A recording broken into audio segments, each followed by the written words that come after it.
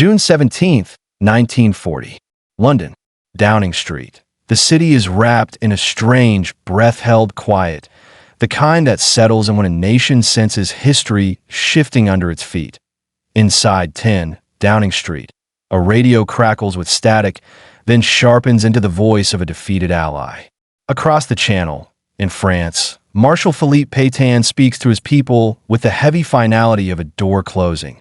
France is asking Germany for an armistice that I in the cabinet room. The air is thick with cigarette smoke and exhaustion. Papers are spread like battlefield maps across the table. Troop strengths, shipping numbers, aircraft losses. Outside, the muted hum of London traffic continues as if nothing has happened, but everyone in this room understands the truth. Britain is about to stand alone. At the head of the table sits Winston Churchill, newly appointed Prime Minister only weeks earlier, his suit rumpled, his face swollen with sleepless nights. A cigar rests between his fingers like a weapon he refuses to set down, that he listens without flinching. Then he speaks, not loudly, not theatrically, but with a steadiness that cuts through the fog of dread. Then we shall fight on. It isn't a speech. Not yet. It's something more intimate. A decision. And it's a decision that will cost blood. The war has moved too fast for the human mind to keep up. Only a month ago, the British Expeditionary Force was still on the continent, dug into the fields and roads of northern France. Men had believed the line would hold. They believed France could not fall. Not like this, but the German blitzkrieg did not fight like the last war. It didn't grind forward in trenches.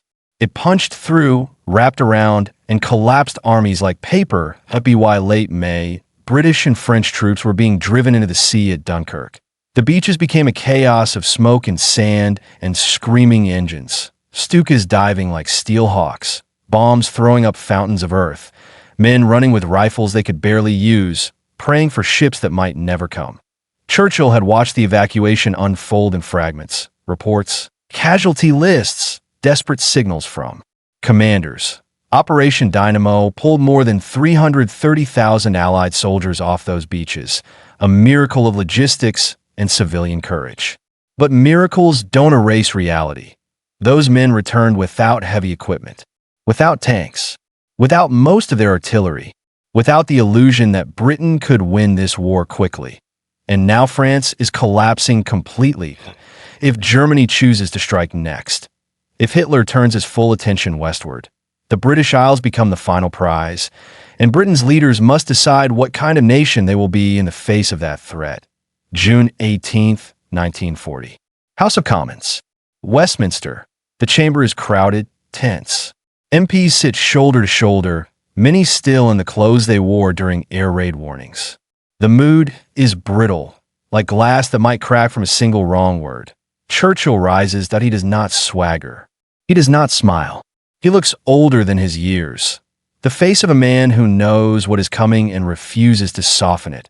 His voice begins low, controlled. He speaks of France's collapse, of the disaster in Europe, of the narrow escape at Dunkirk. He does not pretend it was a victory.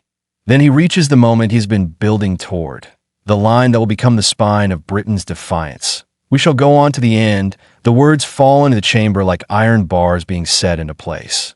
We shall fight in France. We shall fight on the seas and oceans. We shall fight with growing confidence and growing strength in the air. He pauses, and in that pause you can almost hear the distant engines of German aircraft across the channel. We shall defend our island, whatever the cost may be. And then the final blow, delivered not with rage, but with certainty. We shall fight on the beaches, we shall fight on the landing grounds. We shall fight in the fields and in the streets, we shall fight in the hills. The chamber is silent, but it isn't empty silence. It's the silence of men being forced to imagine what those words mean. IT means invasion barges.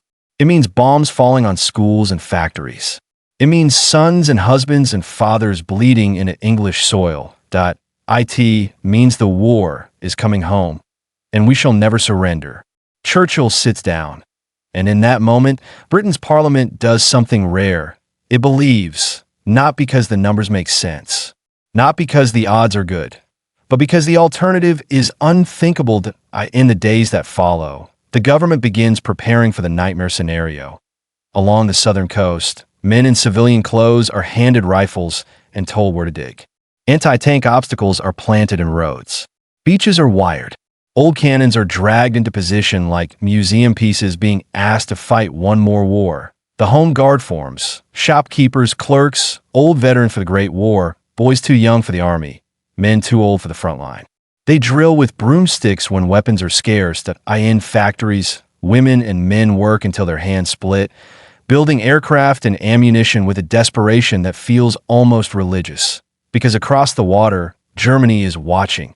Hitler has not yet decided how to finish Britain, but his generals are already turning their eyes toward the Channel. There's talk of Operation Sea Lion, the invasion plan, landing forces on England's southern coast, smashing through to London, breaking the government in a matter of weeks. But the invasion has one requirement: Germany must control the skies. And to do that, the Luftwaffe must destroy the Royal Air Force as the war tightens like a noose, not around Britain's neck, but around its airfields, its pilots, its factories, its radar stations. The next battle will not be fought in trenches. It will be fought in the air. July 10th, 1940. The English Channel. Near Dover. The day begins with a low haze over the water, the kind that makes distance deceptive. Fishing boats rock gently, unaware of how quickly peace can be shattered. Then the sound arrives, faint at first, like a distant swarm.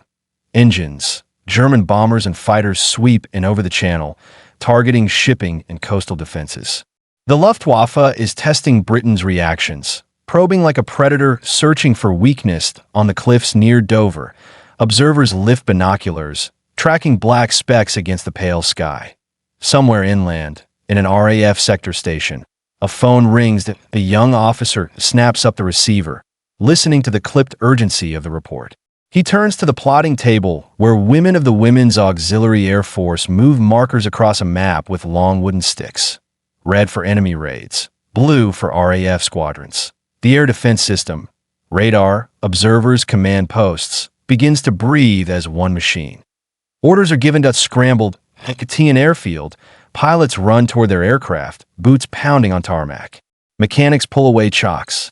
Propellers spin into a blur. The Supermarine Spitfire roars down the runway. Tail lifting, wheels leaving the ground, a Hawker Hurricane follows, climbing hard into the sky. The Battle of Britain has begun. And in London, Churchill watches it unfold, not from the cockpit of a fighter, but from the center of a nation under siege. A leader who knows that if the RAF breaks, everything breaks. But the danger is not only military, that it is political. Because as the threat grows, so does the whispering. Some men in government, practical men, frightened men, men who believe survival means compromise, begin to talk about negotiation. That if France has fallen, if the continent is lost, if the United States is still distant and uncertain, then perhaps Britain should seek terms. Perhaps Britain should preserve the empire by making peace. Perhaps surrender could be dressed up as diplomacy. Churchill hears these thoughts, and he feels something cold rise in him. Not anger, disgust, because he understands what a deal with Hitler truly means. It means a nation living on borrowed mercy. And mercy is not something Nazi Germany gives. He has read Hitler's words. He has watched Germany swallow countries and crush their governments. That he knows the nature of the enemy. And he knows something else, too. If Britain gives up now, the world goes dark. There will be no place left in Europe to resist. That no platform for a future return. No shield between the Nazi war machine and the oceans beyond. That S.O. Churchill does what he has always done when confronted by fear disguised as logic. He fights it. Late July, 1940. London. War rooms beneath Whitehall. Underground, in the cramped corridors of the cabinet war rooms, the war feels close enough to touch. Maps cover walls. Clocks show time zones. Staff officers move quickly, speaking in murmurs, as if loud voices might shatter the fragile control holding everything together. Churchill enters with his entourage, military aides, secretaries, commanders. He is not just a politician here. He is the nerve center. He studies reports of RAF losses, aircraft production, pilot fatigue. The numbers are brutal. Pilots are flying multiple sorties a day, climbing into the sky knowing they might not come back. Some are barely trained, pushed into combat because there is no time for anything else. The Luftwaffe is larger, more experienced, and confident after crushing Poland, Norway, the Low Countries, and France. But Britain has one advantage, one quiet edge that doesn't show up in speeches. Radar. The chain-home radar stations along the coast detect incoming raids early, giving Fighter Command precious minutes to respond. Minutes mean altitude. Altitude means position. Position means survival. Churchill understands the stakes, even if he doesn't fully grasp the technical details. He doesn't need it, he can feel it in the tension of the room. The sense that Britain is balanced on a knife, that he turns to an RAF commander, voice rough. How many fighters can we put up? The answer comes with hesitation. Not enough, sir. Not if they come in full strength. Churchill nods slowly. Then he does something that surprises even hardened officers. He does not panic. He does not soften the truth. He simply absorbs it and keeps going, because this is what leadership looks like in a nation staring at annihilation. Not optimism, not denial, but endurance. Outside, London waits. People sleep in clothes they can run in. Gas masks hang in hallways. Children are moved to the countryside with tags around their necks like luggage. The city still runs, buses, factories, markets, but beneath it all is the knowledge that soon, the sky itself will become an enemy. And as the Luftwaffe gathers strength across the channel, as invasion plans are drafted, as Britain's allies vanish one by one, Churchill prepares to ask his people to do the impossible, to endure bombing, endure loss, endure the terror of being hunted from above, and still refuse to surrender, because Britain is alone now, and Churchill has decided it will stay standing. August 13th, 1940. Southern England. Eagle Day. Morning light spills across the airfields of Kent and Sussex, pale and deceptively calm. Dew clings to the grass along the perimeter fences. Ground crews move with practiced urgency, boots slipping in the wet as they refuel and rearm fighters that barely had time to cool overnight. Inside a dispersal hut, a young RAF pilot tightens his scarf, hands trembling slightly as he reaches for his helmet. He can hear it before anyone says a word, a distant vibration, a low, growing thunder rolling in from the sea. The telephone in the operations room rings once, twice. Then the shout comes down the corridor like a gunshot. Raid approaching. Scramble. Engines cough to life. Propellers snap into motion. The sound builds until the air itself seems to shake out on the far side of the channel. The Luftwaffe has committed to a full-scale assault. This is not a probe, not a test. This is the opening of a campaign meant to break Britain's air defenses and clear the way for invasion. The Germans call it Adler Tag, Eagle Day to the men on the ground. It feels like the sky is about to fall. Across southern England, the chain-home radar stations pick up the first formations. Operators stare at glowing screens, tracking blips moving steadily inland. They pass the information to Fighter Command, where it flows through the nerve centers of Britain's defense like blood through arteries that in the sector stations. WAF plotters move markers across maps with long sticks, their faces focused, jaw muscles tight. A raid is never just a raid. It is a decision.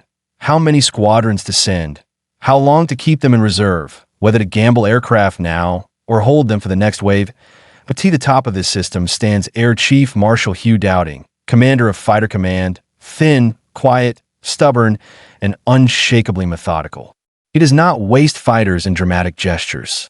He feeds them into the battle like measured doses of medicine, because Dowding understands something Churchill also senses deep in his bones. Britain is not fighting for victory today. Britain is fighting to survive tomorrow. The first major clashes ignite above the coastline. Spitfires and Hurricanes climb hard, noses tilted toward the sun. The pilots squint into the glare, scanning for shapes, dark specks that multiply into dozens, then hundreds at a formation of Heinkel He-111 bombers drones forward in tight boxes, their engines steady, their bellies loaded with bombs meant for airfields, hangars, radar stations. Above them, the escort arrives, Messerschmitt Bf-109s, fast and lethal, cutting through the air like knives. And then the RAF hits that. A hurricane dives into the bomber stream, guns firing in short bursts. Tracer rounds streak into aluminum fuselage. Smoke erupts from an engine. A hindcoal lurches, begins to drop, losing formation. The sky becomes chaos. You can almost feel the violence in the air. The roar of engines at full throttle, the snap of machine gun fire, the sudden silent moment when a pilot pulls too hard and the world goes weightless. A Spitfire flashes past a Messerschmitt at close range, so close the pilot can see the enemy's goggles, the curve of his canopy, the quick tilt of his wings as he rolls away. Point one mistake here isn't a wound, it's fired, it's falling at IT. The cold rush of death as the ground races upward on the ground. Airfields are struck again and again. Bombs hit runways, tearing open craters that must be filled before fighters can land. Hangars burn. Fuel stores explode. Shrapnel rips through aircraft parked wingtip to wingtip. But the airfields keep working. Men shovel debris while bombs still fall.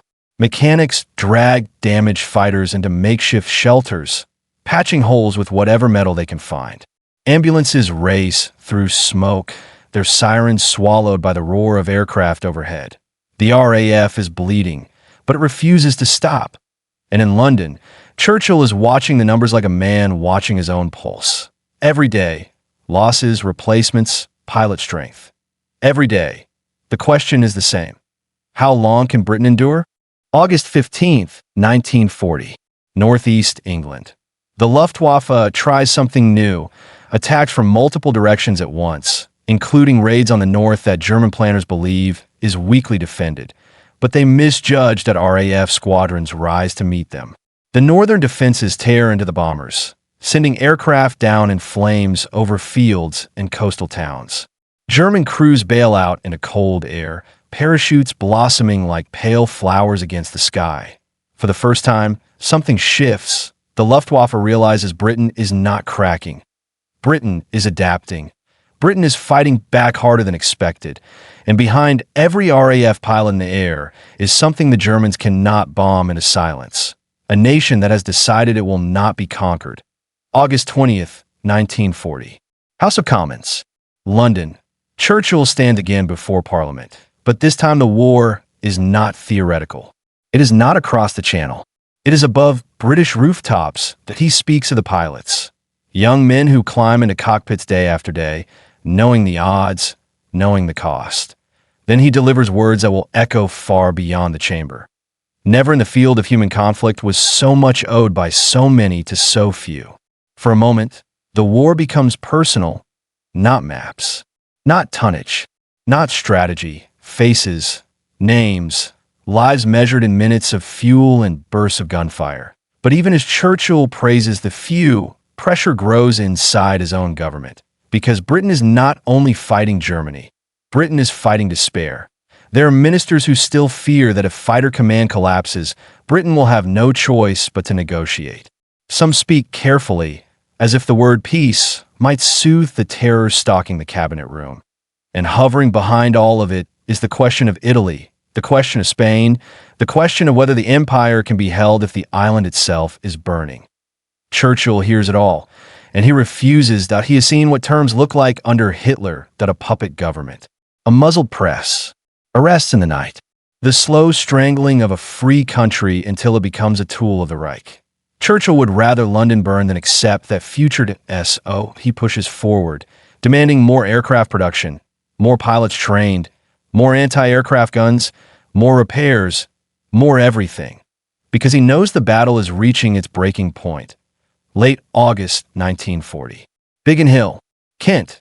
Biggin Hill is one of Fighter Command's key airfields, an artery feeding squadrons into the fight. And now it is being hit relentlessly. Bombs slam into the base, shaking the ground. Windows blow inward. Concrete dust fills the air like fog. Men throw themselves into trenches, hands over their heads, as shrapnel screams overhead, a direct hit tears through a building. Flames leap up. Smoke rolls across the airfield. But when the raid passes, the survivors climb out. They don't sit down. They don't stare into the wreckage. They start working, because the next raid is already forming across the Channel, and the fighters will need somewhere to land. The Luftwaffe is not just trying to destroy aircraft, that IT is trying to destroy the system that keeps aircraft in the sky. Airfields, sector stations, radar masts, fuel depots, communications. Day after day, the pressure builds until the RAF feels like a fist being crushed in a machine. Pilots begin to show the strain, eyes bloodshot, hands shaking when they light cigarettes. Men sleeping in chairs because it isn't worth walking to a bunk. New replacements arriving with barely enough training to survive. Some squadrons lose so many pilots that the faces at breakfast change overnight. The Luftwaffe senses it. And for a moment, just a moment, it seems possible that Germany might actually win the air battle, that fighter command might break, that the door to invasion might open. Then something happens that no one in Britain can control, that a mistake, that a drift off course. August 24th, 1940. London. German bombers, aiming for industrial targets, drop their loads over the capital. The explosions are not yet the full terror of what is coming, but they are enough to change everything. Fires burn in London streets. Glass rains down. Families stumble into shelters, clutching children, faces pale in the glow of flames. For Churchill, it is more than damage. It is a signal. Germany has crossed a line, and Churchill knows how to respond. Not with negotiation, not with restraint, but with escalation. Because if the Luftwaffe wants to strike London, then Britain will strike back. August 25th, 1940. RAF Bomber Command. British bombers lift into the night, engines droning over the dark sea. They head for Berlin, an act as much psychological as strategic. The raid is small compared to what Germany can unleash, but it carries an explosive message. Britain is not beaten. Britain can reach the heart of the Reich. And when bombs fall on Berlin, even if only a few, Hitler's rage ignites. For a dictator who has built his power on invincibility, the idea that an enemy can touch his capital is intolerable, that he wants punishment, that he wants spectacle, that he wants London to suffer. He shifts his strategy. Instead of focusing relentlessly on RAF airfields and radar stations, the targets that were slowly bleeding fighter command dry, Hitler orders the Luftwaffe to concentrate on Britain's cities, to bomb civilians, to break morale, to force surrender through terror. It will be called the Blitz. And Churchill, standing at the center of the storm he always knew would come, realizes Britain's darkest hour is about to begin. Because the next phase of the war will not be fought only by pilots, it will be fought by everyone. September 7th, 1940. London, the East End. For 43 p.m., the late afternoon sun hangs low over the Thames, turning the river into a strip of dull copper. Dockworkers are still moving cargo. Children weave between alleyways.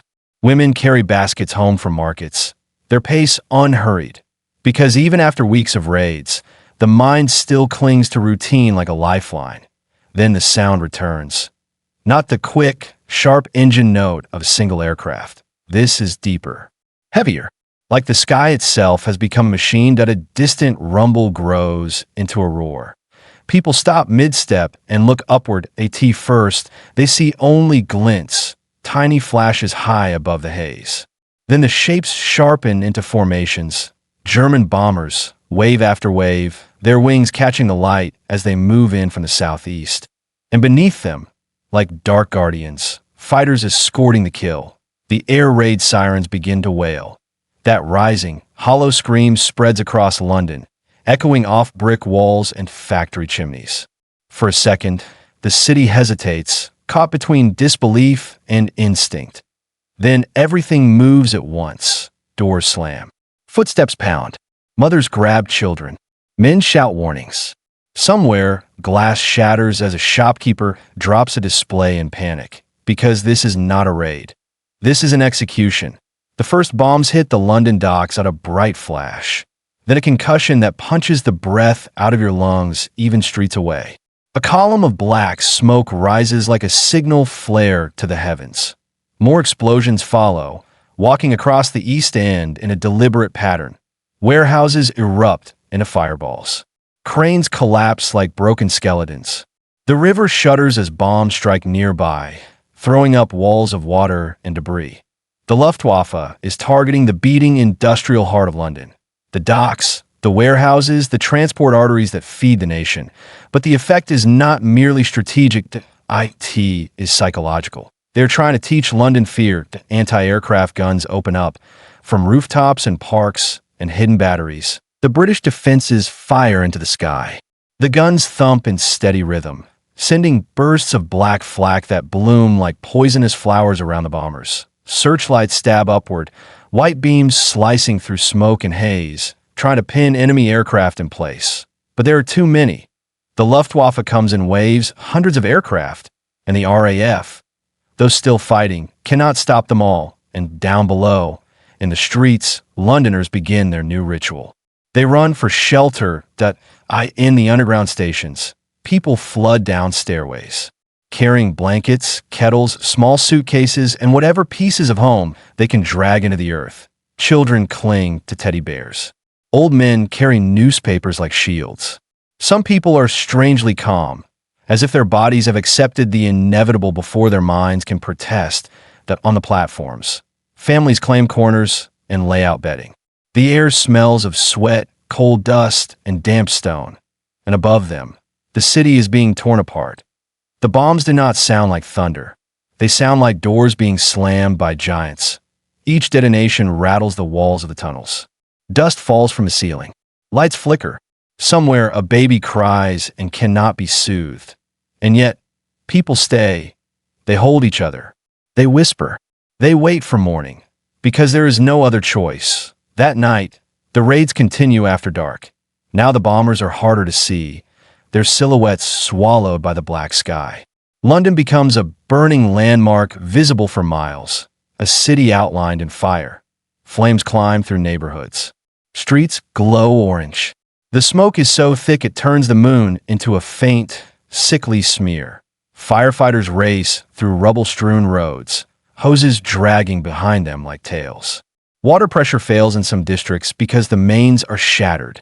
Men form bucket lines anyway, passing water hand to hand as if sheer will might extinguish a firestorm. Hospitals fill with wounded. Stretchers line corridors. Nurses work with sleeves rolled up, faces streaked with soot, hands moving without pause. The dead are covered with sheets in doorways and church halls because morgues cannot hold them all. And still the raids keep coming up by dawn. Parts of the East End are wrecked beyond recognition. And London is learning what it means to live under siege. September 8th, 1940. Morning. London. Smoke hangs over the city like a curtain. The sun rises weakly through ash. The streets are littered with broken bricks, shattered glass, splintered wood. People climb out of shelters blinking into daylight. Some find their homes standing. Some find only piles of rubble where their lives used to be. And yet, the buses begin running again. Men report to factories with bandaged hands. Women sweep storefronts and set out goods as if the night before was only bad weather. This is not bravado. It is survival, that a refusal to let terror become routine. In the cabinet war rooms. Churchill receives the reports, casualty figures, damage assessments, fire maps, intelligence summaries that he reads them slowly, jaw clenched. London has been struck with the full weight of the Luftwaffe, and the question that hangs over everything is the one Germany is desperate to answer. Will Britain break? Will the people demand peace? Will Churchill be forced to negotiate? Churchill knows the answer depends on something fragile and human. Morale. Not speeches in Parliament. Not aircraft production charts. But whether ordinary people can endure fear night after night and still wake up refusing to kneel. So Churchill does what he has always done best. He goes to the fire. September 9th, 1940. London. Bombed neighborhoods. Churchill walks through streets still smoldering, his hat pulled low, cigar clenched between his teeth. His bodyguards stay close, scanning rooftops and alleys. The air smells of burning timber and wet plaster. The woman stands in front of what used to be her house, staring at the wreckage as if her eyes cannot accept it. A child clings to her skirt, silent. Churchill stops. He does not offer empty comfort. He does not promise safety. He simply looks at the destruction with her, sharing the truth of it. And then he speaks, quietly, firmly, "We shall make it." It isn't a slogan. It's AVOW.AS. He walks. People begin to recognize him. Faces turn. Some cheer. Some wave. Some simply stare at him like he is proof that the government still exists, that the nation has not been abandoned. Someone shouts, "Good old Winnie." Churchill raises a hand in acknowledgement, but his eyes remain hard, because he knows the worst is still ahead. September 15th, 1940. London. Battle of Britain Day. The Luftwaffe returns in force. Radar stations pick up the raids early. The plotting tables fill with markers. Phones ring constantly. This is not a bombing run aimed at docks. This is an attempt to crush fighter command in a single, decisive blow while also hammering London. In the RAF operations rooms, controllers speak with clipped urgency. Squadron 92, scramble. Squadron 303, vector to intercept. Angels 20, enemy approaching. Pilots race to their aircraft. Spitfires and Hurricanes lift into the air, climbing into a sky already thick with contrails. Above London, the battle erupts. You can see it from the streets, hundreds of aircraft twisting and diving, sunlight flashing off wings, smoke trails curling downward like dying comets. The sound is constant. Engines, gunfire, explosions. Bombers push forward toward the city. But RAF fighters slam into them again and again, breaking formations, forcing bombers to jettison loads.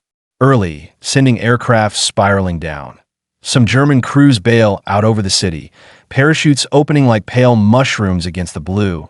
Below, Londoners stand in doorways and on rooftops watching the fight overhead, faces upturned, fists clenched. They're watching their fate being decided in real time. And on this day, the RAF holds, not perfectly, not without loss, but enough to deny Germany the clean victory it needs, enough to prove that the skies above Britain cannot be owned. Churchill watches from an observation point, surrounded by officers, that he sees the formations break. He sees the bombers turning back. He sees smoke trails marking aircraft falling into fields and streets, and aid turns to him, perhaps expecting celebration. But Churchill does not smile, that he knows what this means. Germany has failed to destroy fighter command.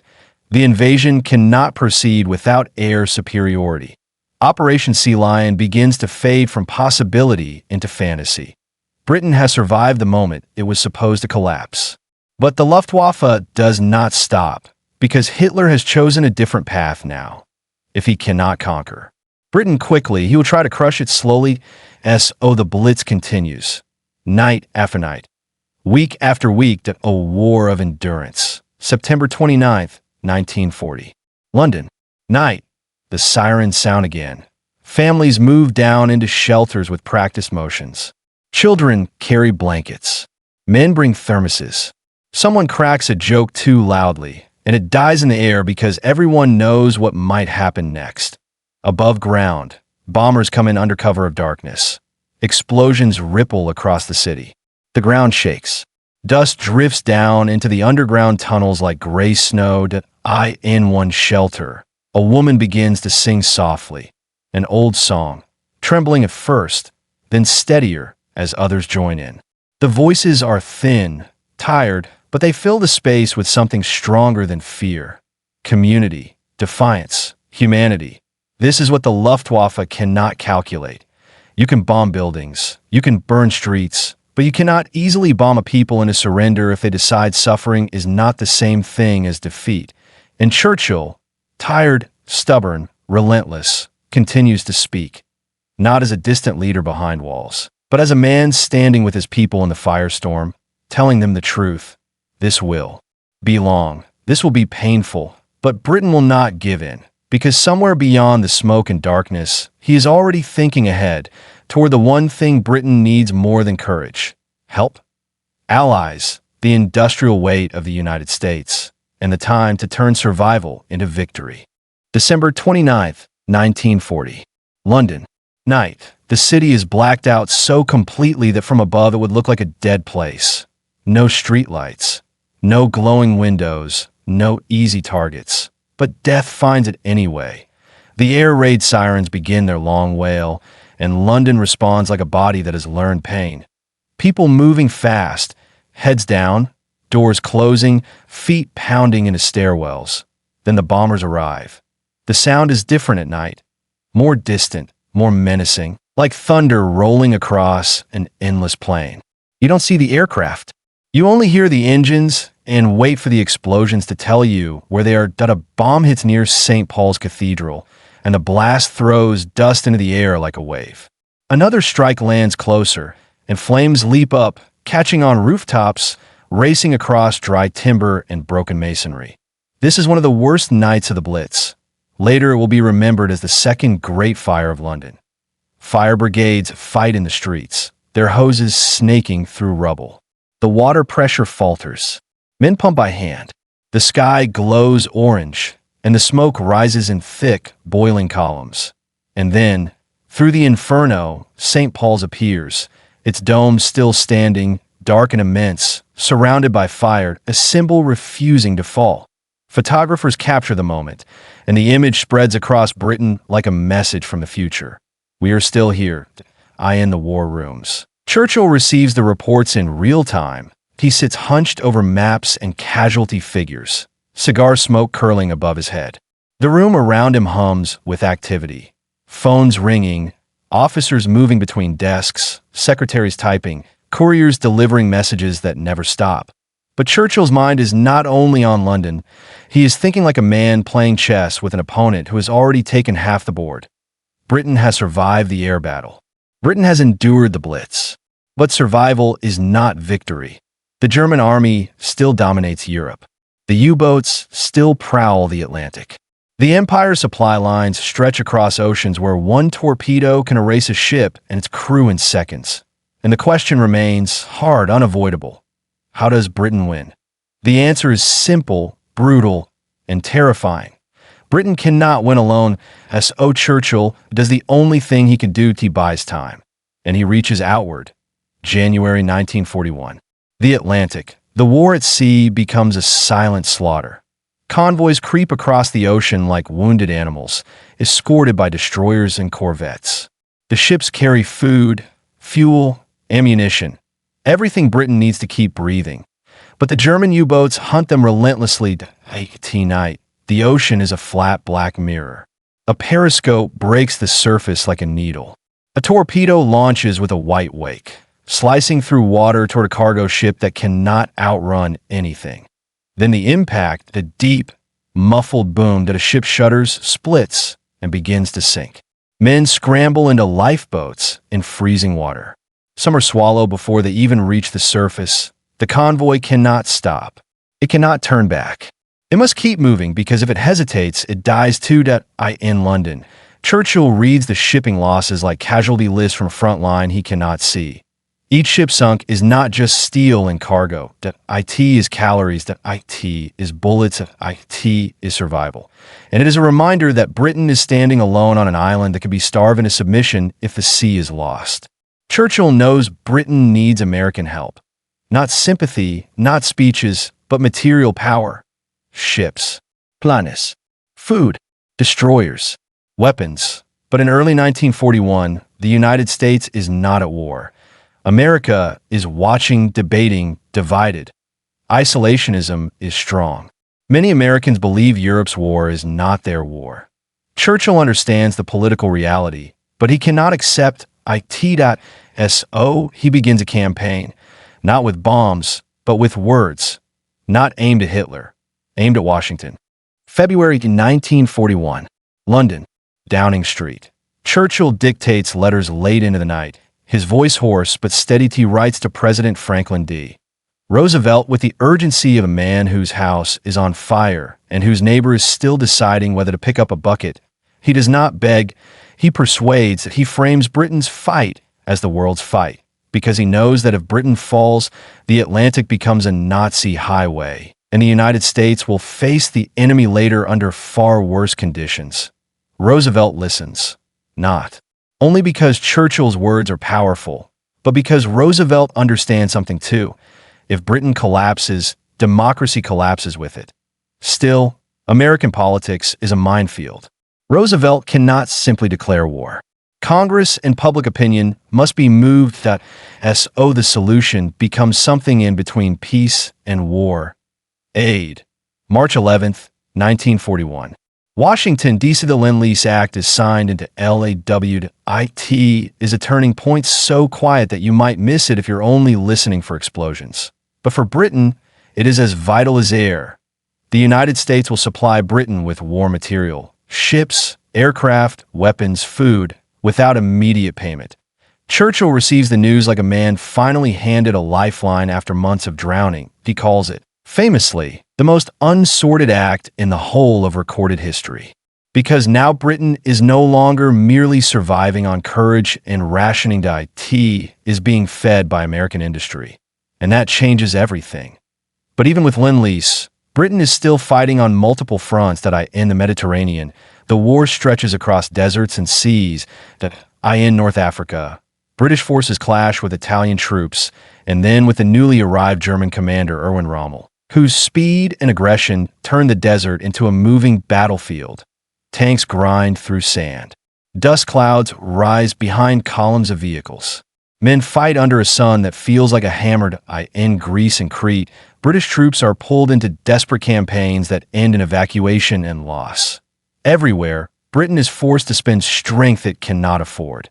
And Churchill feels the strain, because he knows that while Britain fights fires across the globe, Germany is preparing something even larger, something that will reshape the war.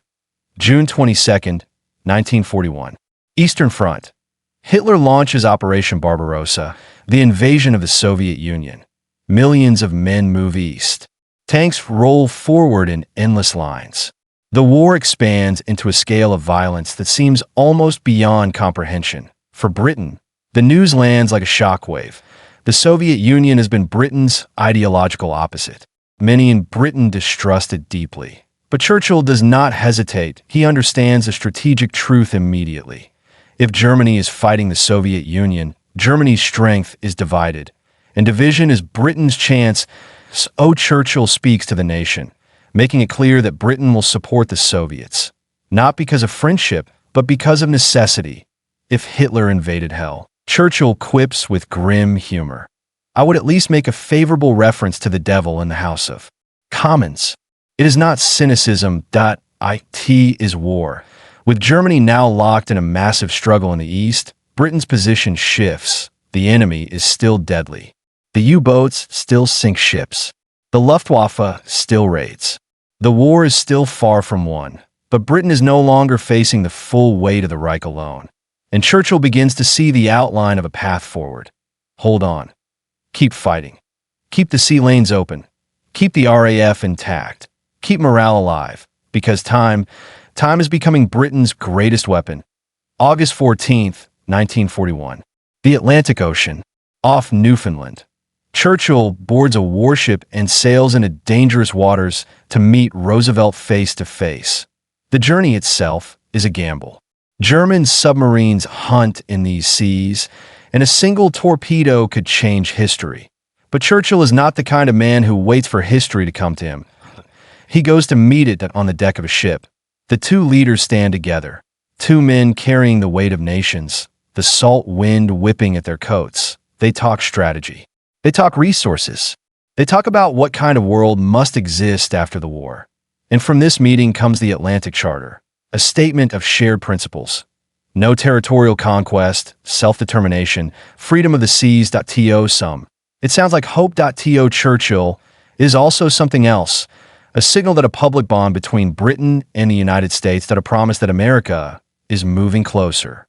But Churchill knows promises do not stop bombs.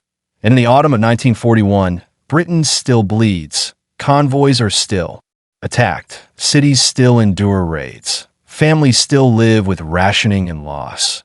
Yet the nation does not collapse, because Churchill has done what Hitler did not expect any leader could do.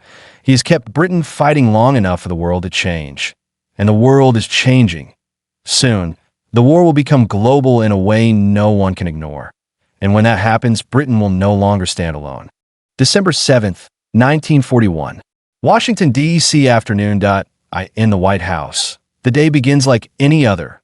Papers on desks, aides moving through corridors, the quiet machinery of government turning at its usual pace. Then a message arrives that stops everything at a naval base at a surprise attack. Explosions, fires, sinking ships, Pearl Harbor. For a moment, the words feel unreal, like a headline from another world.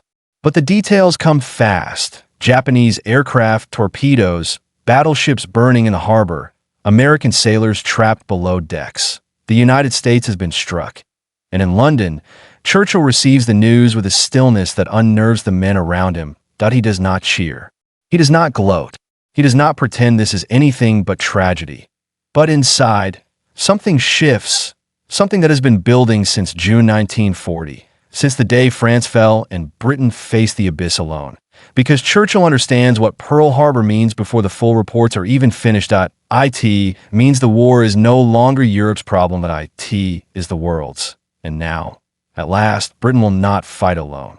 December 8th, 1941, London, Downing Street. Churchill is awake deep into the night, pacing in his study. The air smells of cigar smoke and old leather. His face is heavy with fatigue, but his eyes are alive, focused in a way they haven't been in months. An aide watches him move back and forth like a caged animal.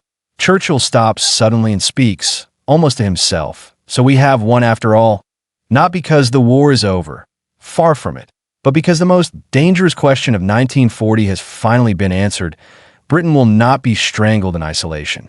The United States is coming in, and with America comes ships, aircraft, factories, and a scale of production Germany cannot match. Churchill knows the road ahead will still be brutal, but now there is a road. December 11th, 1941. Berlin, Reichstag. Hitler makes his move. Instead of keeping the war limited, he declares war on the United States. It is a decision fueled by arrogance and ideology, an assumption that America is weak, divided, unprepared. But Churchill sees it for what it truly is, a gift. Hitler has done what Churchill could not force through speeches or diplomacy. He has unified the Allied cause into a single global war. Now Britain and America are bound together not just by principle, but by necessity. And Churchill moves. Immediately, December 12th, 1941, the Atlantic. Churchill boards a ship again, sailing into submarine-infested waters to cross the ocean and meet Roosevelt. The journey is dangerous, cold, and exhausting. But Churchill refuses to conduct this new chapter of the war through telegrams alone. He wants to look Roosevelt in the eye. He wants to shape the alliance personally. Because Churchill knows something about coalitions. They don't hold together on paper. They hold together through trust, built face-to-face, forged under pressure. December 22nd, 1941, Washington, D.C., the White House. Churchill arrives in America like a man stepping onto a stage that might decide the fate of civilization.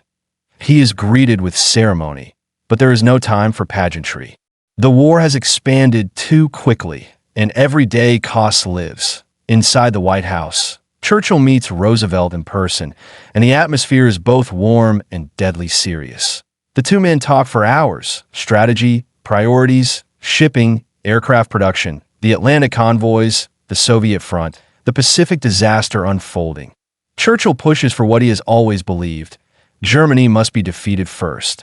Even with Japan's attack, even with American anger burning hot, Churchill knows the greatest threat to Europe and the Atlantic is Hitler. Roosevelt agrees that it becomes the foundation of Allied grand strategy. Europe first. This decision is not glamorous. It is not emotional. It is cold calculation. And it will shape the entire war. December 25th, 1941. Christmas Day. Washington, D.C. Churchill addresses the American people by radio. His voice carries across the ocean, across continents, across the invisible lines connecting the free world. He does not speak like a distant politician, but he speaks like a man who has lived through the fire and refuses to pretend it was easy. He talks about endurance, about sacrifice, about the long road ahead. And when he speaks of Britain, he does not describe a nation of victims, he describes a nation that stood alone when it had to, and held. Because Churchill understands something about morale. People do not rally to weakness. They rally to courage. In the months that follow, the alliance begins to take shape in steel and fuel. American ships pour into the Atlantic. Convoys grow larger, better protected. New escort carriers, destroyers, and aircraft begin to blunt the U-boat threat. Britain's ports become gateways for a flood of supplies. And in British skies, the RAF grows stronger, replenished by production and training that no longer feels like it's running on fumes. But Churchill does not allow himself to relax, because now the war is bigger than Britain's survival. Now it is about liberation. 1942. Britain, airfields and factories. The island becomes an armed camp again, but this time not for defense alone. American troops begin arriving in Britain in growing numbers. First, they come in small groups, officers, planners, engineers. Then the numbers swell into tens of thousands, then hundreds of thousands. You see them in British towns, fresh uniforms, unfamiliar accents, wide eyes taking in the bomb-scarred streets.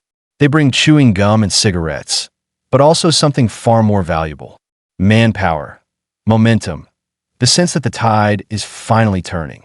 British civilians watch these arrivals with mixed feelings: gratitude, curiosity, sometimes resentment, but always with the underlying awareness. This is what Churchill was buying time for. This is the future arriving on ships. And yet, the war remains vicious. In North Africa, British and Commonwealth forces fight Rommel back and forth across the desert. Victories and defeats swinging like a pendulum. The Battle of the Atlantic is still not won. Ships still sink. Men still die in freezing water. In the East, the Soviet Union bleeds on a scale that defies comprehension. Cities encircled, armies destroyed, civilians starved. Churchill watches it all, and he understands that the alliance is not a guarantee of quick victory. It is only a guarantee that victory is now possible. August 1942. Dieppe, France. A raid is launched. Canadian and British forces striking the French coast in daylight, testing German defenses. It becomes a disaster. Machine guns rake the beaches. Tanks bog down. Men fall in rows. The sea turns red around landing craft. The survivors retreat, leaving bodies behind. The lesson is brutal but necessary. Liberating Europe will not be a heroic dash. It will be a grinding, carefully planned storm of steel. Churchill absorbs the loss, knowing the political cost will be high. But he also knows the truth. Better to learn these lessons now than on the day of the real invasion. In Britain, Churchill's role changes. In 1940, he was the man who kept the nation from surrendering. Now he must become the man who holds the alliance together. He must manage generals, egos, and competing priorities. He must balance British needs with American power. He must keep Stalin engaged while fearing what Soviet expansion might mean after victory. He must keep Britain relevant in a war where American industry is becoming dominant. This is not a battlefield test. It is a political and strategic war of nerves. And Churchill, stubborn, brilliant, exhausting, fights it like he fights everything, by refusing to yield ground. Still, beneath the strategy and diplomacy, Churchill never forgets what made this possible. He never forgets the nights of the Blitz, the burned streets, the shelters filled with singing voices, the pilots who climbed into the sky knowing they might not return. Because Britain's alliance with America is not just paperwork and meetings. It is built on the fact that Britain stayed alive long enough for help to arrive. And now, with the world finally united against Hitler, the question becomes, when will Britain strike back? When will the island that endured the siege become the launching point for liberation? Churchill looks across the channel, toward occupied Europe, and knows the answer is coming. Soon, the war will return to France, but this time, Britain will not be retreating. It will be advancing. January 14th, 1943. Casablanca, Morocco. The air is warm and dry, carrying the smell of dust and sea salt. Palm trees sway lazily in a breeze that feels almost obscene when you remember what Europe looks like. Cities blacked out, ration lines, bombed streets, soldiers freezing in foxholes. In a guarded villa, behind layers of military security, the Allied leaders meet in secret. Winston Churchill, Franklin D. Roosevelt, Maps cover tables. Cigarette smoke curls toward the ceiling. Translators, aides, and officers hover at the edges of the room like shadows. Outside, soldiers stand watch with rifles in hand, scanning the horizon as if the desert itself might produce an enemy. This is not a battlefield. This is where battlefields are chosen. Churchill sits with his shoulders slightly hunched, eyes fixed on the map of Europe. His mind is not in Morocco. It is across the sea, on the beaches of France, in the streets of occupied Paris, in the factories of Germany, in the snow-choked ruins of the Eastern Front. Roosevelt speaks calmly, his voice steady, his confidence unmistakable. Churchill listens. Then he pushes, because Churchill knows something Roosevelt's generals sometimes forget. Britain is not just fighting Germany. Britain is fighting time, exhaustion, and the limits of its own strength. The Americans want a direct strike, that across channel. Invasion as soon as possible, that a straight blow into France. Then a drive toward Germany, that it sounds clean. It sounds decisive, but Churchill has lived through 1940. He has seen what happens when Britain gambles on boldness without preparation. That he remembers Dunkirk. He remembers how close Britain came to losing everything. And he does not intend to throw away the alliance's strength in a premature assault that could fail on the beaches. Churchill argues for a different approach. Hit Germany at its edges first, wear it down, bleed it. Force it to fight on multiple fronts. He supports operations in the Mediterranean, North Africa, then Italy. The Americans see it as delay. Churchill sees it as strategy, because Britain cannot afford another disaster. And Churchill knows the public, already scarred by years of war, may not survive one Casablanca. The Allies announce something that will change the psychology of the conflict. Unconditional surrender and unnegotiated peace. No half measures. No escape route for Hitler's regime.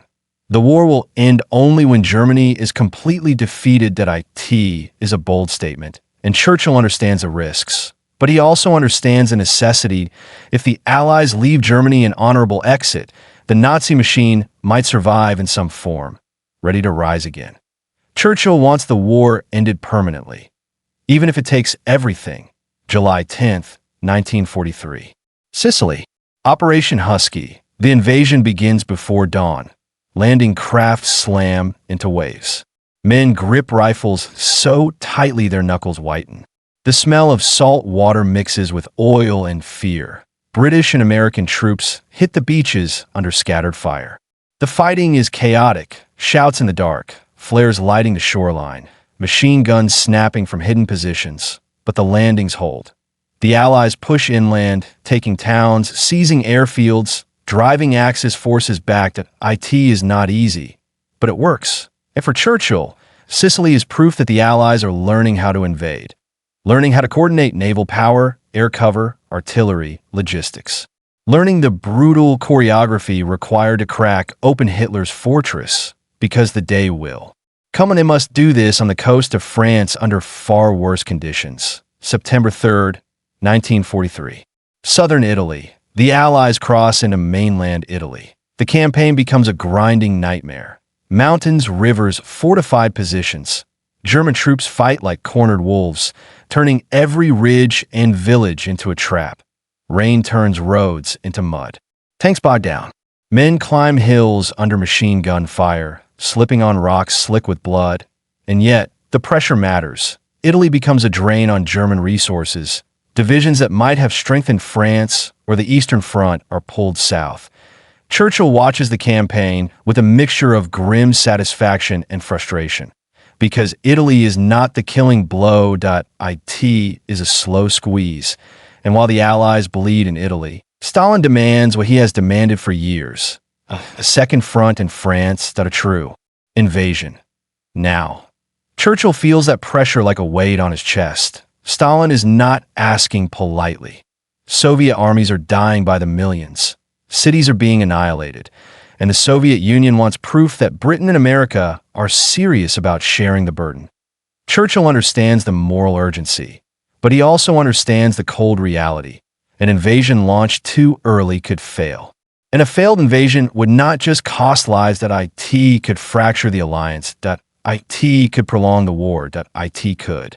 Even unthinkably, give Germany a chance to recover as Churchill fights his war on two fronts now. One against Hitler, one against impatience. November 28th, 1943. Tehran, Iran.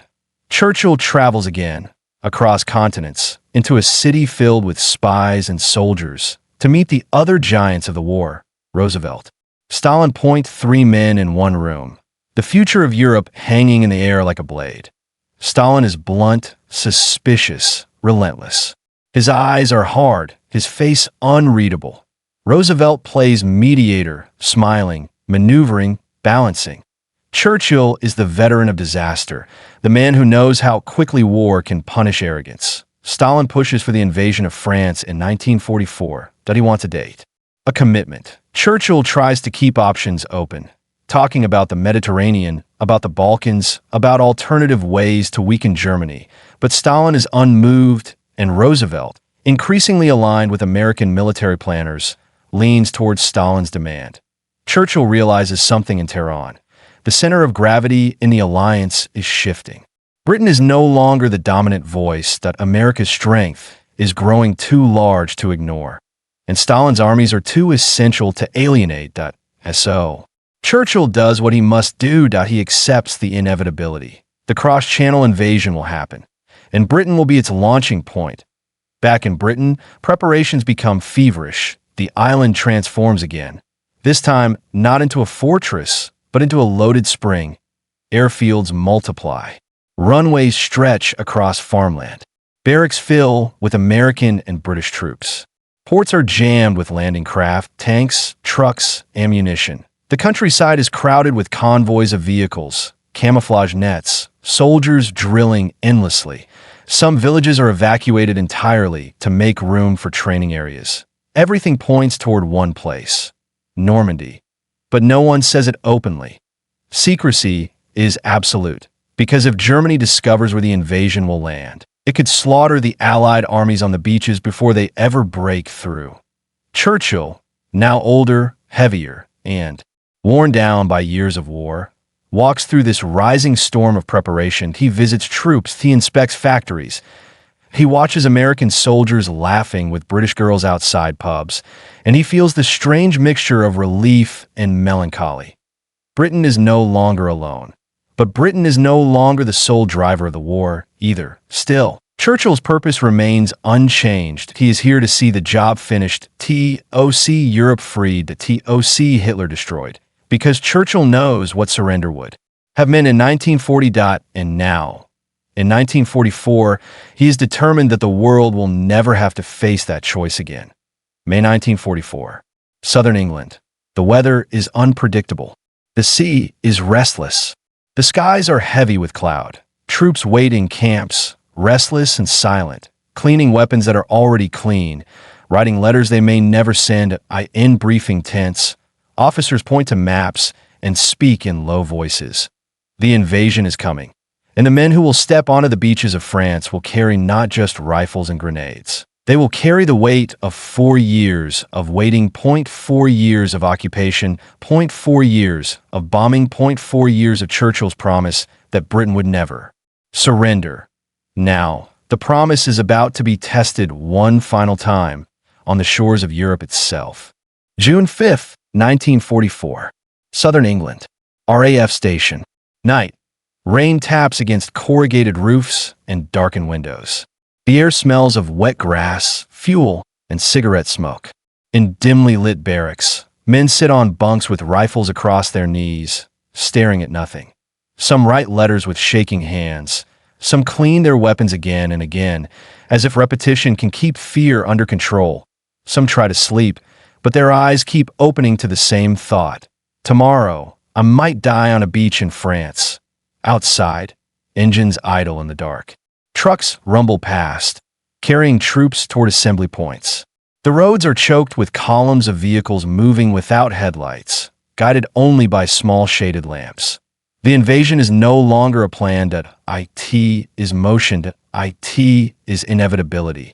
And in London, deep underground, Churchill sits in the cabinet war rooms with a map of Normandy spread before him, Like a prophecy, that Churchill's face is heavier now than it was in 1940. His hair is thinner, his shoulders broader with fatigue. But his eyes are still sharp. Around him, officers speak in clipped phrases: tides, wind speed, cloud cover, airborne drops, naval bombardment schedules. This operation is the largest amphibious assault in history. Thousands of ships, thousands of aircraft, hundreds of thousands of men. And yet it could still fail, because war is never impressed by numbers alone. War cares about weather. War cares about luck. War cares about the single machine gun nest that survives bombardment and turns a beach into a slaughterhouse. Churchill knows all of it. He has lived the consequences of failure too many times to romanticize this moment. June 5, 1944. Evening. Southwick House, Hampshire. General Dwight D. Eisenhower, Supreme Commander of the Allied Expeditionary Force, stands in a room filled with cigarette smoke and tension. Weather officers deliver their report. The channel is rough. Clouds are low. Wind is strong that a delay could mean weeks. Weeks that might expose the invasion force, exhaust morale, or give Germany time to reinforce. Eisenhower listens, jaw clenched. Then he makes the decision. We'll go. The words are simple, but they carry the weight of an empire. The invasion is set for June 16th. Across southern England, the order moves like electricity. Men are woken. Equipment is loaded. Final briefings are given. In the darkness, paratroopers of the 82nd and 101st Airborne Divisions and British airborne units board aircraft with faces pale under camouflage paint. They check parachute straps. They pat pockets holding photos of wives and children. They climb into the fuselage and sit shoulder to shoulder, knees touching, helmets knocking in the cramped space. The red light glows near the door. Engines roar. The aircraft begin to roll down runways, lifting into the night sky like heavy ghosts, and beneath them, the sea waits. June 6, 1944. 12:30 a.m. Normandy, France. The first Allied soldiers of D-Day arrive from the sky. The transport planes rumble overhead. Then the doors open and the cold air floods in. Paratroopers jump. For a moment, they're suspended in blackness. Then parachutes snap open with violent force. Below, Normandy is a patchwork of hedgerows, fields, and small villages. German flak rises to meet them. Bursts of fire that light the night in brief. Terrifying flashes. Some men land in the wrong fields. Some land in flooded marshes and drown under the weight of their gear. Some land directly into German positions and are killed before they can even cut themselves free. The airborne landings are scattered, chaotic, imperfect, but they do something crucial. They create confusion. They force the Germans to react blindly, unsure where the main blow will fall, and that confusion will save lives on the beaches. June 6, 1944. 3 a.m. The English Channel. The invasion fleet moves forward in the dark like a floating city. Warships cut through rough water, their decks crowded with men who grip railings as waves slam into the hull. Landing craft pitch violently, rising and dropping with sickening rhythm. Soldiers vomit into the sea. Some pray. Some stare forward, silent, eyes hollow. Above them, Allied aircraft streak toward France, their engines a constant growl overhead. And somewhere in the fleet, men look back toward England, toward the last sight of home they may ever see. June 6, 1944. 5:30 a.m. Normandy coast. The naval bombardment begins. Warships open fire, their guns flashing in the pre-dawn gloom. Shells scream toward the French coastline, striking bunkers, cliffs, and fortified positions. The horizon lights up with explosions. For the men packed inside landing craft, the bombardment is both comfort and terror. Comfort because it means the enemy is being hit. Terror because it means the moment of landing is close. The ramps will drop, and whatever survives the bombardment will be waiting. June 6, 1944. 6:30 a.m. Omaha Beach. The landing craft slam into the sandbar. The ram drops, and hell opens. German machine guns fire in long, merciless bursts. Bullets whip across the water, striking men before they can even stand. Some soldiers fall forward in the surf, their packs dragging them down. Others stumble into craters filled with water and blood. The beach becomes a chaos of smoke, screaming, and shattered bodies. Officers shout orders that no one can hear. Men crawl forward inch by inch, using the dead and wounded as cover because there is nothing else. For a moment, it looks like the invasion might fail right here, on this strip of sand. But then small groups begin to move. A handful of men find a gap in the wire. A squad climbs a bluff under fire. A demolition team blows a path through obstacles. The line, slowly, painfully, begins to bend. June 6, 1944. 7:25 a.m. Gold Beach. British troops land under heavy fire, but with more momentum. Specialized armored vehicles, Hobart's funnies, roll forward. Flail tanks clearing mines, AVREs smashing obstacles, bridge layers creating paths. The British push inland, fighting through strong points, clearing bunkers with grenades and flamethrowers. The battle is brutal, but it moves, and with each yard gained, the impossible becomes real. The Allies are establishing a foothold in France. June 6, 1944. Morning, London. Cabinet war rooms. Churchill stands over the map, listening to reports coming in from Normandy. Some are good. Some are terrifying. Omaha, heavy casualties. Airborne scattered. Gold advancing. Juno contested. Sword holding. He does not speak much, but he listens. His hands grip the edge of the table. This is what he's been fighting towards since June 1940, since the day he told Parliament Britain would never surrender. And now, as the reports arrive, he feels the weight of every decision he made in those early months. Every speech, every refusal to negotiate, every night London burned. All of it has led here like a T1 point. Churchill turns to an aide, voice low. How are they doing?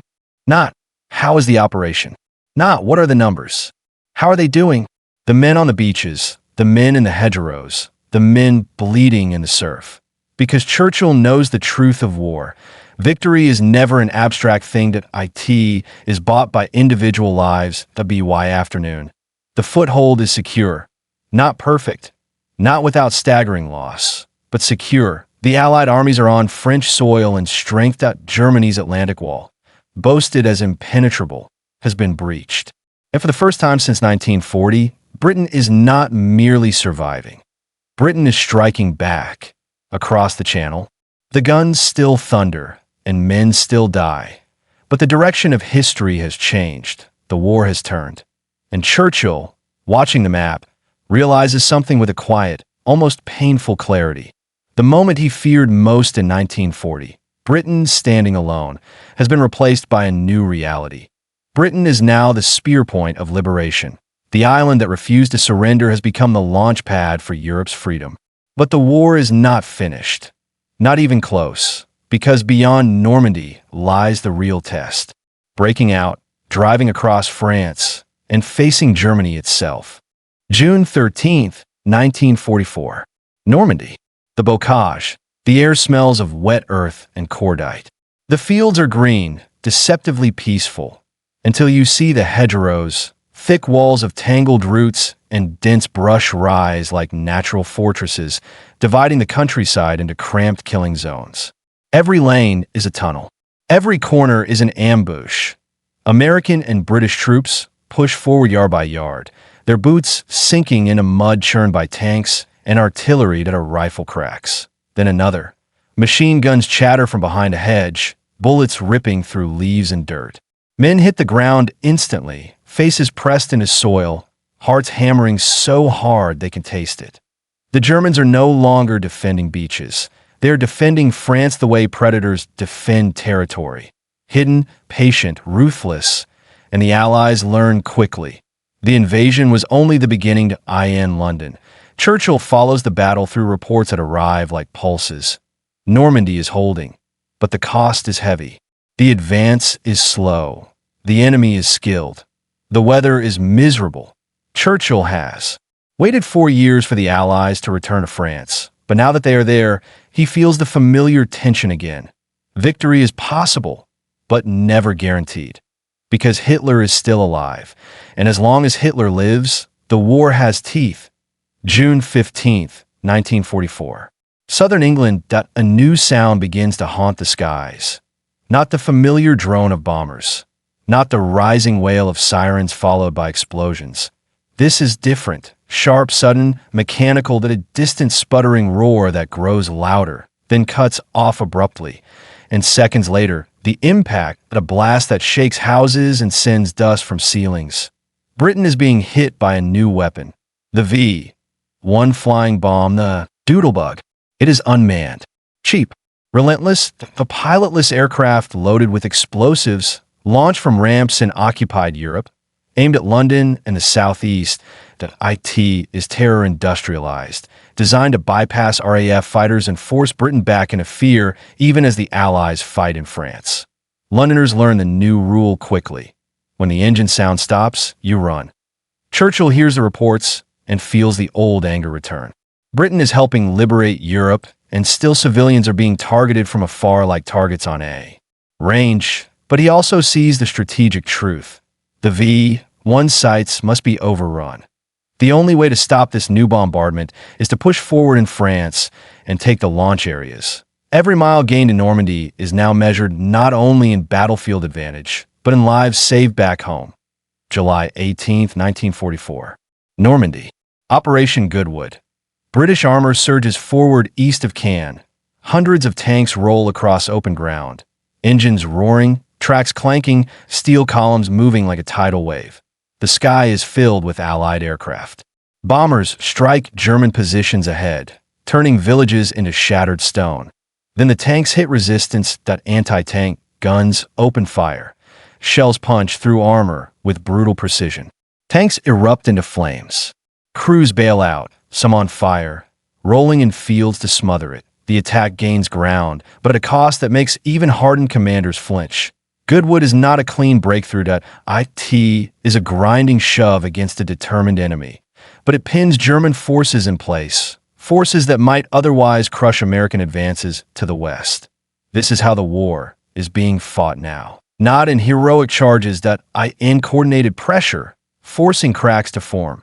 July 25, 1944. Normandy. Operation Cobra. The Americans unleash their own hammer blow. Massive air strikes flatten German positions, and U.S. forces punch through weakened lines. This time, the breakthrough comes. The hedgerow trap begins to open. German units retreat, trying to regroup, and suddenly, the Allied armies are no longer stuck in Normandy. They're moving, fast, relentlessly, like a dam finally bursting. August 1944. The Falaise Pocket. The Germans attempt to escape, but the Allies close in from multiple directions, trapping entire formations. The roads become choked with wreckage, burned-out trucks, smashed artillery, dead horses, abandoned equipment. The smell is overwhelming. Smoke, decay, fuel, blood. Allied aircraft strafe the columns. Artillery hammers the trapped forces. Men surrender in waves, hands raised, faces gray with exhaustion and shock. For Germany, it is catastrophe. For the Allies, it is the opening they needed. France is cracking open, and with France cracking open, the war begins to accelerate. August 25, 1944. Paris, France. The city rises. Resistance fighters appear with rifles and armbands, firing from windows, building barricades, tearing down German signs. Allied forces enter Paris to cheers that shake the streets. Crowds surge forward, laughing and crying at once. Hugging soldiers, waving flags that have been hidden for years. Bells ring across the city like the sound of a world waking up. Churchill hears the news and feels something close to relief. Paris is free. France is coming back to life. The world Churchill feared would vanish in 1940 is returning. Piece by piece, but Hitler does not surrender. He never does. Instead, he orders more terror. September 8, 1944. London. The V-2 rockets begin. There's no warning sound, no siren, no engine. Just a sudden explosion, massive, violent, impossible, arriving faster than sound itself. One moment a street is intact. The next, it is a crater filled with smoke and screams. The V-2 is the next evolution of fear, a ballistic missile falling from the edge of space, unstoppable once launched. Londoners cannot run. They cannot hide. They can only endure. And once again, Churchill's Britain proves it can, because by now, the nation has learned the most terrible skill of all, how to keep living while being hunted. October 1944. Europe. Allied armies push toward Germany. The British and Canadians fight through the Netherlands. American forces drive eastward. The Soviets advance from the other side like a tidal wave of steel. The Reich is being squeezed, but the fighting grows more desperate. German soldiers, young boys and old men now, defend villages with fanatic intensity. Civilians flee on roads packed with carts and bundles, moving through winter rain and smoke. And Churchill watches the map again, feeling the familiar tightness in his chest, because the war is narrowing toward its final act. And final acts are often the bloodiest. December 16th, 1944. The Ardennes, Belgium. Hitler strikes back with one last gamble. The Battle of the Bulge. German tanks crash through the winter forest, punching into Allied lines, creating a bulge in the front. Snow falls thick and silent, muffling artillery until it erupts in sudden thunder. American units are surrounded. Roads clog with retreating vehicles. Confusion spreads. For a moment, the war feels unstable again, as if the enemy might still change the ending. Churchill receives the news and feels the old dread flicker. Not panic, but respect for the enemy's ability to hurt even while dying. Yet this time, the Allies are not alone. They respond with overwhelming force. Reinforcements flood in. Air power returns when the sky is clear. German fuel runs out. The offensive collapses that Hitler's last gamble fails. And after the Bulge, there is no doubt left. Germany is finished. IT just doesn't know it yet. February 1945. Yalta Conference. Crimea. Churchill meets again with Roosevelt and Stalin. The war's end is visible now, but the future is already tense. They discuss post-war borders, occupation zones, the shape of Europe after Hitler's fall. Churchill is wary that he has fought for freedom, but he can see the shadow of another kind of domination forming in the East. Still, the immediate mission remains. In the war, destroy the Nazi regime completely. April 1945. Germany. Allied armies cross the Rhine. Cities fall. Concentration camps are discovered. Horrors that strip language of meaning. Soldiers stare at skeletal survivors, at piles of bodies, at evidence of systematic murder that no speech can fully contain. For Churchill, the discovery is a grim vindication of everything he believed about Hitler. This is what surrender would have meant. This is what compromise would have protected. And now, the world sees it. April 30th, 1945. Berlin. Hitler kills himself. The Reich begins to collapse from the inside out. German units surrender in waves. White flags appear in windows. The war machine that once seemed unstoppable now crumbles like rotting wood. May 8th, 1945. London. Victory in Europe Day. The city erupts. Crowds flood the streets, singing, shouting, laughing through tears. Flags wave from windows. Strangers hug. Church bells ring until it feels like the sound might crack the sky. And Churchill appears, on a balcony, in a car, among the people. And the roar that rises to meet him is not just celebration, it is gratitude. Because London remembers 1940, it remembers standing alone, it remembers the nights of fire. And now it is standing in sunlight again. Churchill raises his hand to the crowd, his face lined and tired, but alive with something rare. The knowledge that he did not surrender, he did not bend, he did not break. And because he refused, Britain endured long enough for the world to change. The war is not the end of struggle.